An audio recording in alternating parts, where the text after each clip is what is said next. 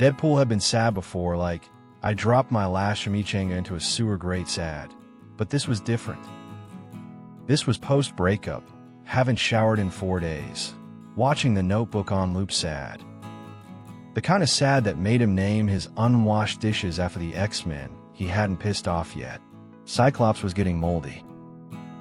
He sat in his grimy living room in full costume. Well, half. The top of his suit was rolled down to his waist, and he wore a unicorn onesie hoodie over his scarred upper body. A half-eaten burrito sat on his chest like a depression medal. The TV was playing the same romantic scene for the 4th time, and he was mouthing the dialogue. "You're still my best friend," Rachel McAdams whispered. Deadpool sighed. "Even you, Rachel, even you." Then came a knock. At first, he ignored it. Probably one of those guys trying to sell timeshares or pushing gluten-free holy water. The knock came again, louder, more frantic. With a grunt, he stood, paused his tear-soaked romance marathon, and trudged to the door. Peeking through the peephole, he saw 4 teenagers, pale, wide-eyed, the kind of scared faces that screamed were either haunted, hunted, or in the wrong zip code. Deadpool cracked the door open, just enough to let one eye peek through. If this is another indie documentary crew trying to capture the real me, I swear to Ryan Reynolds I'll eat a gallon of glitter and sneeze in your hair. Please, one of them, a girl in a hoodie, begged. He's coming. He's already taken 3 of our friends. Deadpool stared at them for a long second, then slammed the door in their faces. He sat back down, but the knocking returned. This time louder, more desperate. Fine, fine, he muttered, dragging himself up and flinging the door open again, this time holding the toaster. "If you don't leave in 5 seconds, I'm taking this into the bathtub with me." The hoodie girl stepped forward. "We need your help. It's Freddy Krueger. We can't sleep. He's killing everyone." Deadpool blinked. Freddy? Like the claw-handed, Christmas sweater-wearing guy who moonlights as a children's worst nightmare. The nerdy kid with glasses nodded. "We found your address on Reddit. Thread called Mercs Who Will Kill Monsters for Tacos." Deadpool paused. "You magnificent, toxic cesspool," he whispered with reverence. "All right, come in, Scooby Gang." The 4 teenagers filed in, still wide-eyed and shaking. Deadpool sized them up as they huddled on his burrito-stained couch. "You've got about 2 minutes before my ADD kicks in and I start building Lego weapons. Start talking." The hoodie girl explained. "Freddy only attacks you in your dreams. Once you fall asleep, he can kill you, and you die for real. My sister went to bed last week and never woke up. Her arms were torn apart. Cops said suicide. They always do." "We haven't slept in 4 days," said the goth kid, eyes twitching. "We're hallucinating. He's getting stronger." So naturally, Deadpool said, pacing with arms flailing dramatically, "You came to me. A professional murderer, part-time kisser of unicorns, full-time mental patient." The jock leaned forward. "They say you can't die." Deadpool froze. "Well, I've tried. Believe me." The nerd spoke again. "We figured if anyone could survive long enough in the dream world to kill him, it's you." Deadpool slowly turned toward the kitchen counter, where a crate of sleeping pills, a chainsaw, and a stuffed unicorn named Cuddles waited. He grinned under the mask. "Well, I was depressed, but now I'm depressed with a purpose." And that was all the excuse he needed. Deadpool scarfed down a peanut butter sandwich stuffed with 27 sleeping pills, because subtlety wasn't his thing, then duct taped a chainsaw to his back, painted Freddy's nightmare on his katana, and lovingly bandaged Cuddles in a red Rambo headband. "To Dreamland," he shouted, leaping onto the couch. "If I don't wake up in 6 hours, avenge me, or sell my action figures. Either way." He passed out seconds later. The dream world greeted him like a bad acid trip on Halloween.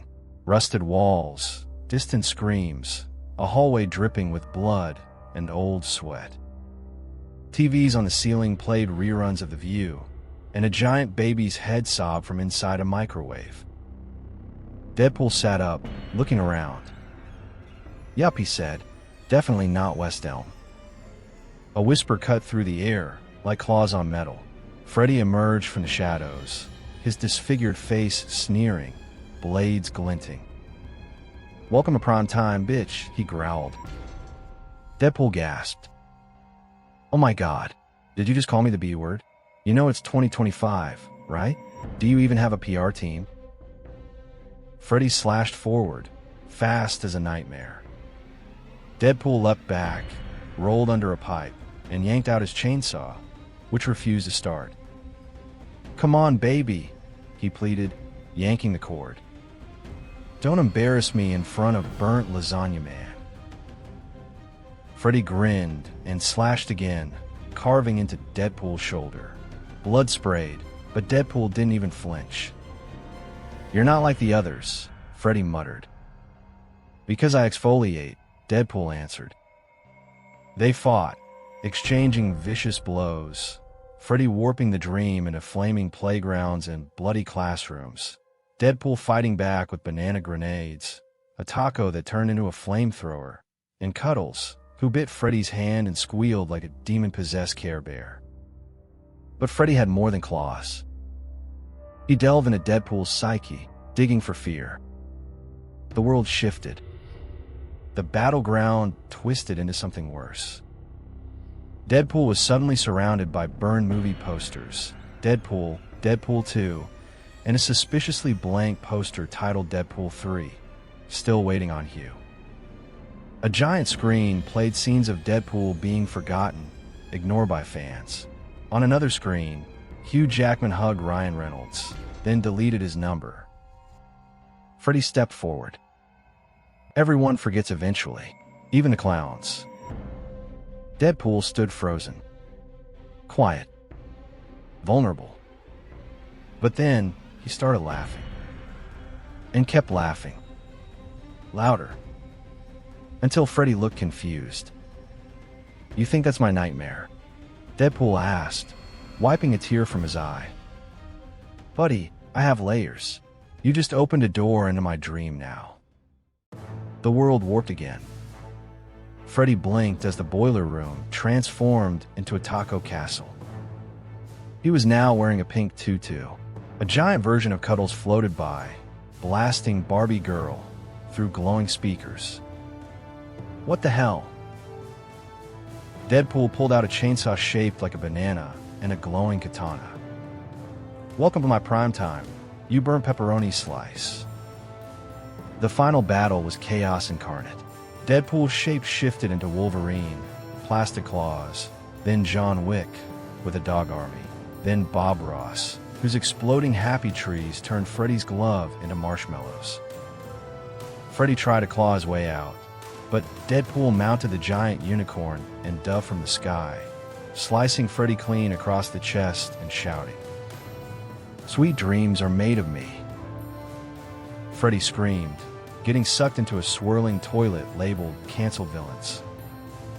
Deadpool landed hard, bounced once, and gave a satisfied thumbs up. He woke up on the couch to a room full of stunned teenagers. "Is it over?"